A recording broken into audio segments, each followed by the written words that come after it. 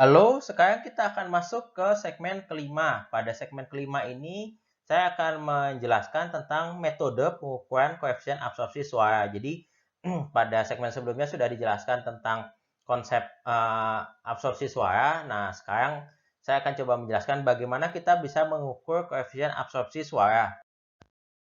Ada dua metode yang bisa digunakan untuk mengukur koefisien absorpsi suara. Yang pertama adalah dengan menggunakan tabung impedansi, dan yang kedua adalah dengan menggunakan ruang dengung. Pada metode tabung impedansi, pada dasarnya adalah kita memasang sebuah material absorber di sini. Kita punya material absorber dipasang di sini. Lalu kita mengukur gelombang BDU yang ada di dalam tabung impedansi tersebut. Jadi pada dasarnya secara konsep adalah kalau tabung impedansi ini tidak dipasang material absorptif, dia akan memiliki sebuah pola gelombang BDU tertentu, dan kalau misalnya kita pasang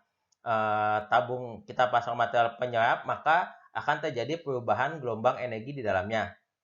Jadi menggunakan prinsip gelombang berdiri pada pipa tertutup, dan hanya mempertimbangkan suara yang datang pada arah tegak lurus sampel material. Jadi metode ini sebenarnya kurang cocok untuk digunakan pada material yang dipasang di bangunan, karena pada dasarnya dia hanya melakukan pengukuran terhadap penyerapan pada suara dengan arah tegak lurus. Jadi hanya dari satu arah saja yang tegak lurus.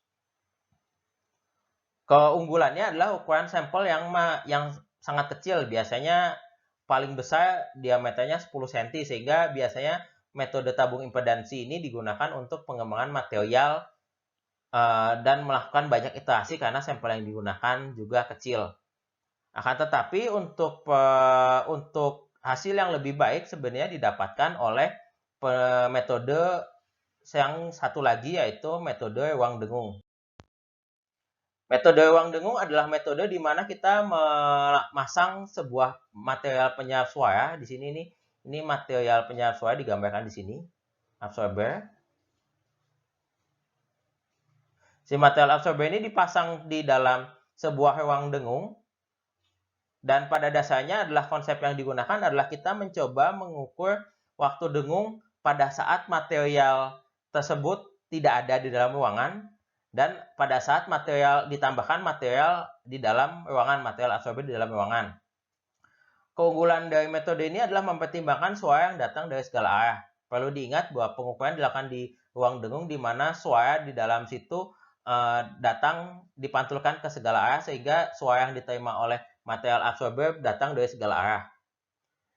Tapi ukuran sampel di ruangan ini harus besar, yaitu pada pengukuran di teknik fisika biasanya kita menggunakan luas sekitar 10 meter persegi. Ukuran yang besar ini menjadi suatu hal yang penting karena harus mempertimbangkan rasio antara luas material dengan luas dari ruangan pengukuran, yaitu ruang dengung.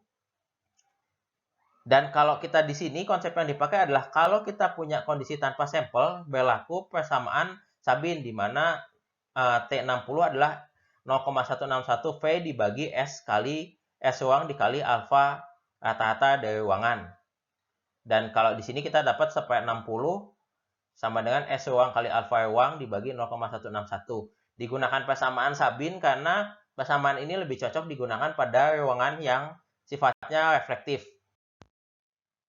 Nah, dari sini kalau kita sudah punya, kita nanti punya, itu tadi kondisi di mana tanpa material. Nah, kalau kita pasang material, maka berlaku nilai waktu dengung dengan persamaan seperti ini. Jadi, kita punya dari data waktu dengung ini, kita bisa mendapatkan, kita bisa mendapatkan nilai S material. S material ini sudah didefinisikan misalnya pada pengukuran depth 10 meter persegi. Alfanya kita tahu nih, alfa dari material tersebut berapa dibagi 0,161. Sehingga untuk menghitung alfa dari material pada dasarnya adalah kita hanya membandingkan nilai pengukuran waktu dengung dengan adanya material dikurangi dengan yang tanpa material.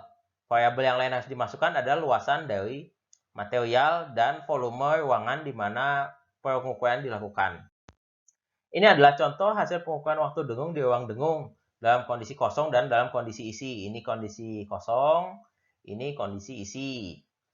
volume ruang dengung adalah 196 meter kubik, sedangkan luas material uji adalah 10 meter persegi. Coba hitung koefisien absorpsi material uji pada setiap frekuensi. Jadi caranya ya tinggal dimasukkan saja alfa material sama dengan 0,161. Ini volume ruangan, ini volume. Ini adalah luas permukaan material.